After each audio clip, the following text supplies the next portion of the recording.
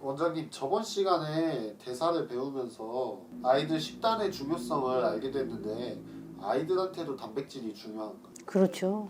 아이들이 일단 성장하는데 꼭 필요한 것이 크게 나누면 탄수화물, 단백질, 지방 이렇게 나누잖아요. 단백질은 우리 몸의 조직이나 성장에 아주 큰 역할을 하고 아이들마다 이제 식습관이나 이런 것이 이제 좀 달라요. 처음에 아기를 키울 때 무엇을 어떻게 먹일 것인가 그냥 아기가 좋아하는 대로 놔뒀다가는 상당히 문제가 있을 수 있어요. 뭐 가장 중요한 거는 골고루 탄수화물, 지방, 단백질 이제 골고루 들어가야 하는 것이 정답이고, 그런데 주로 우유만 먹는다. 다른 거는 아예 안 먹는다. 우유가 주로 유당이잖아요. 거기 이제 지방이 있고, 그렇지만 단백질이 그 우유만 갖고는 충분하지 않아요. 그래서 이제 이런 또 한계점이 있고. 원장님, 그러면 아이가 발달하는 데 있어서 어떤 대사 원리로 단백질이 아이들의 발달에 영향을 끼치는지 알려주실 수 있을까요? 우리가 뇌 조직이 자라나는데 또 아니면 신체 조직이 자라나는데 단백질이 꼭 필요하거든요. 근데 그 단백질은 대사됐을 때 암모니아가 나와요. 독성이 없는 요소라는 물질로 전환이 돼야 뇌를 버리지 않아요. 다행히 우리 몸에서 간에서 이제 그 암모니아를 요소로 바꿔줘서 우리가 살아도 큰 문제가 없는데, 간의 기능이 떨어진다든지 아니면 선천적으로 요소 회로가 대사되는 과정에서 어떤 효소가 없이 태어나는 애들 있어요. 그런 애들은 태어나서 바로 암모니아가 높아서 뇌 손상으로 사망하거나 뇌 장애를 입거나 경련성 질환을 일으킬 수 있어요. 그래서 단백질은 대사가 잘 못 되는 사람한테는 그냥 그걸로 생명을 잃을 수도 있다. 없는 사람도 그게 간에 무리가 가게 너무 많이 먹는 것은 좋지 않다, 이렇게 생각해야 돼요.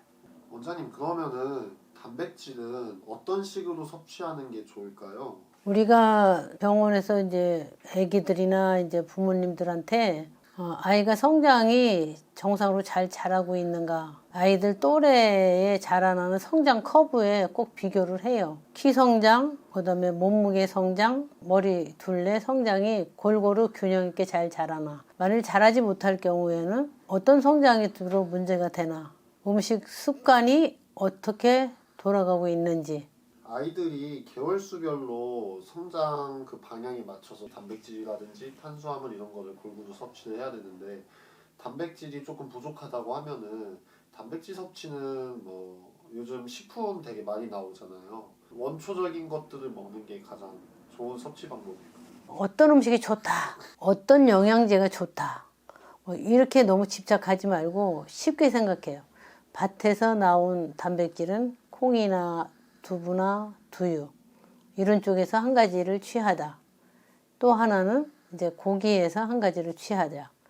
또 하나는 뇌가 발달하기 위해서 계란 노른자, 꼭 뇌가 수초하는데 꼭 필요하기 때문에 하루에 한 번은 주는 게 좋겠다. 그리고 이제 바다에서 나오는 단백질은 생선이나 어묵 같은 거 뭐 이런 거는 단백질 종류가 다르고 상당히 좋은 역할을 하기 때문에 육해 공군이 다 들어가자, 그렇게 표현을 하거든요. 바다에서 나오는 단백질, 쥐에서 나오는 단백질, 밭에서 나오는 단백질 이런 것이 골고루 들어가고, 계란은 꼭 하나씩 주자. 골고루 섭취하는 방법이고, 그 다음에 이제 야채들을 안 먹어요. 또 애기들이 고기만 먹는다든지 뭐 이런 것도 나쁜 습관이거든요. 빨강, 노랑, 파랑 3색의 야채가 들어가는 게 좋다. 사실은 제가 옛날에는 그냥 아침에는 커피만 한 잔 마시고 이게 그냥 때웠거든요.